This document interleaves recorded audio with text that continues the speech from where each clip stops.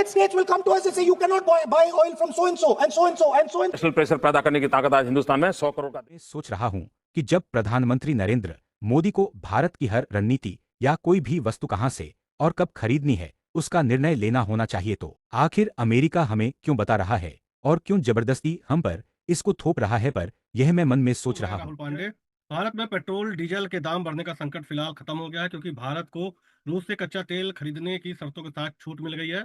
अमेरिकी ट्रेजरी विभाग ने भारतीय रिफाइनरियों को 30 दिन का स्पेशल लाइसेंस दिया है। ये लाइसेंस 3 अप्रैल तक वैलिड रहेगा। अमेरिकी ट्रेजरी सचिव स्कॉट बेसेंट ने 6 मार्च को बताया कि राष्ट्रपति ट्रंप के ऊर्जा एजेंडों के तहत यह अस्थायी कदम उठाया गया है। उन्होंने कहा कि भारत अमेरिका का एक महत्वपूर्ण पार्टनर है और मार्केट में तेल की सप्लाई को स्थिर रखने के लिए छूट दी गई है। इसको लेके ट्रेजरी सेक्रेटरी स्कॉट बेसेंट ने एक सोशल प्लेटफॉर्म पे मैसेज लिखा। इसमें लिखा गया कि president Trump's energy agenda has resulted in oil and gas production reaching the highest level or recorded to enable oil to keep flowing into the global market. The Treasury Department is issuing a temporary 30 days waiver to allow Indian refineries to purchase Russian oil.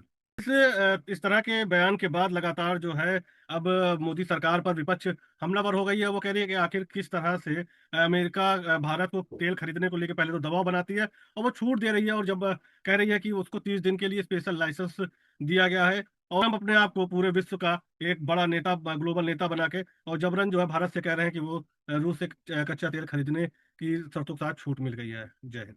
The United States will come to us and say you cannot buy oil from so and so and so and so and so and so. Russia, Iran, whoever they want.